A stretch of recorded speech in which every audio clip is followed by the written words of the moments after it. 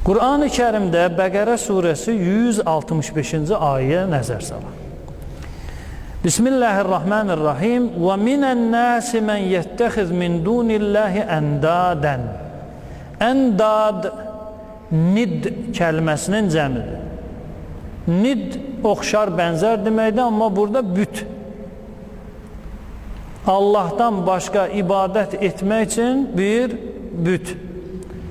Deyir, bir qism insanlar var ki, minən-nas, demir ən-nas. İnsanlar demir, minən-nas. Bəzi insanlar var ki, Allahdan başqa bütlərə üz tutarlar. Yuhibbunəhum kehubbillah. Allahı sevdikləri kimi o bütləri də neynəyərlər? Sevərlər.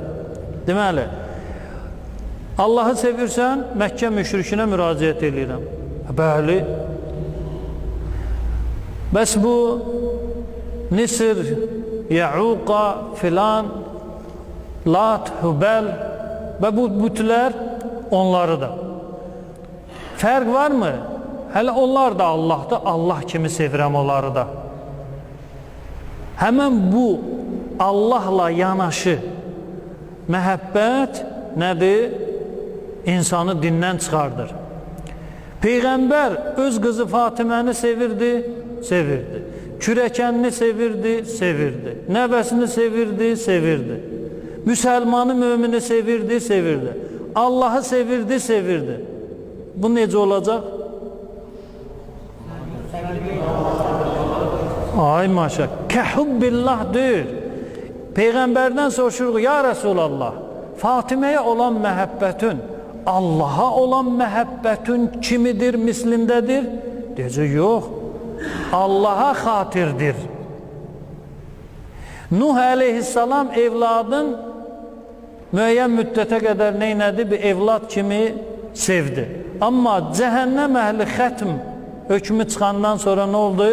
Allahın dostu ilə dost, düşməni ilə düşmən. Öz zövcəsi ilə də və evladı ilə də oldu nə? Allah düşməni kimi rəftar elədi.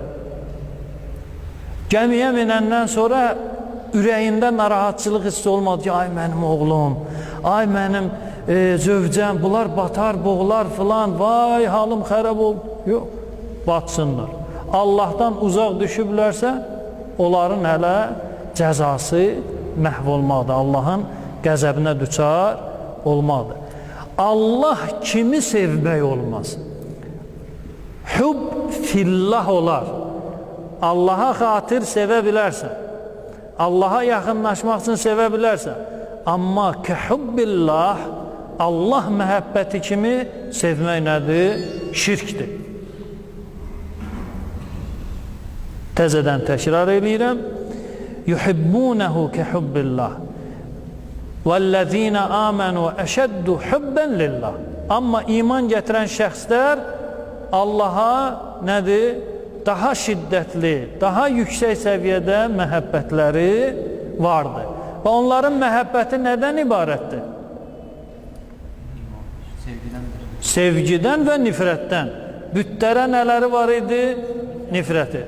Allaha isə məhəbbətləri. Bu bölgü.